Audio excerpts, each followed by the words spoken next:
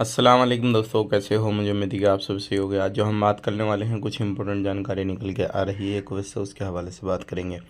सबसे पहले खबर की तरफ बढ़ते हैं। जो बड़ी खबर आ रही है निकल के चेकिंग को लेकर, कुवैत के अंदर अभी हर तरफ चेकिंग चल रहा है। तो बहुत सारे लोग सवाल कर रहे हैं कि हम जहाँ पर रहते हैं बिल्डिंग में, क्या वहाँ पर भी चेकिंग हो सकता है या नहीं। तो मैं आपको बताना चाहूँगा, बिल्कुल हो सकता है। अगर कोई भी मसला या कोई भी केस दर्ज कराया है, फिर कोई भी ऑब्जेक्शन उठाता है, तो अगर आप कंप्लेन वगैरह करता है आपके ऊपर या आपकी बिल्डिंग के ऊपर, तो फिर पूरी बिल्डिंग को घेरा जाता है, चेकिंग होता है। सबसे पहले जो सिविल आईडी कार्ड ही जो है लोगों के चेक किए जाते हैं कि बंदे लीगल तरीके से रह रहे हैं या इलीगल तरीके से रह रहे हैं। और या फिर उस अपार्टमेंट के अंदर लोगों को, जो भी बैचलर लोग हैं उनके लिए अलाउ है या नहीं है, ये सारी चीज़ चेक होती हैं। तो ध्यान रखिएगा, अगर आप कहीं पर भी रहते हैं तो कुवैत के अंदर चेकिंग चल रहा है। लेकिन इस चीज़ का फ़ायदा जो है वो कुवैती जो लोग हैं वो भी उठा सकते हैं। क्योंकि अगर आप कहीं पे परेशान कर रहे हैं, हल्ला करते हैं या कोई भी शोर शराबा करते हैं, तो वो कंप्लेन अगर करते हैं तो फिर आपको मसला हो सकता है।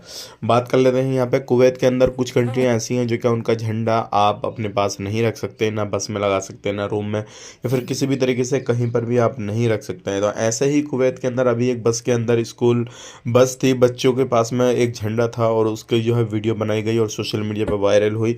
अब जो भी उस बस को चला रहा था, ड्राइव कर रहा था, उसके ऊपर कार्रवाई की गई है, आगे पूछताछ के लिए भेजा गया है। तो कुछ कंट्रियों के ऐसे झंडे हैं जो कि आप उनको नहीं दिखा सकते, नहीं उनका प्रचार वगैरह कर सकते। इस चीज़ का ज़रूर ध्यान दें, आप इस तरीके की गलती बिल्कुल ना करें।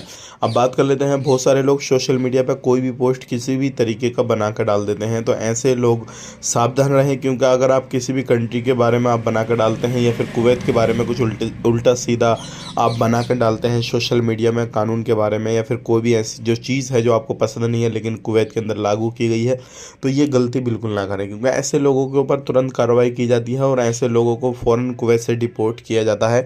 तो ये चीज़ आप ज़रूर जो है ध्यान रखें। अगर आप कुवैत के अंदर रहते हैं तो ये गलतियाँ छोटी छोटी आपने बिल्कुल नहीं करनी है।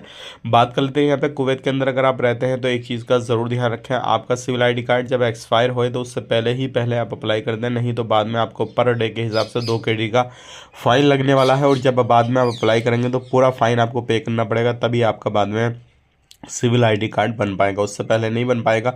बहुत सारे लोगों के सवाल ये हैं कि हम सिविल आईडी कार्ड अप्लाई करते हैं, उसके बाद में 1 महीने तक नहीं आया, तो उस बीच में हमें जो है फाइन लगेगा या नहीं लगेगा। तो मैं आपको बताना चाहूँगा, अगर आपने अप्लाई अपना सिविल आईडी कार्ड जब किया है, जब आपका वैलिड था, और उसके बीच में सिविल आईडी कार्ड कोई भी कारण हो सकता है जो क्या नहीं आप तक पहुँचा, या फिर नहीं कोई भी जो है वो एप्लीकेशन हुआ, तो इसमें आपकी गलती नहीं है। क्योंकि आपने तो वो फॉर्म भर दिया था, सारी चीज़ें कर दी थी, आगे प्रोसीड कर दिया था, पेमेंट वगैरह कर दिया था। अगर नहीं बना है तो उसमें आपकी गलती नहीं है, आप पर फाइन नहीं लगेगा। लेकिन अगर आपने नहीं किया है तो आप पर फाइन लगेगा। इस चीज़ का ध्यान रखिएगा। आज के लिए इतना ही, मिलेंगे इस नेक्स्ट वीडियो में। आप अपना ख्याल रखें, मेरी फैमिली वालों का ख्याल रखें। Take care, bye bye.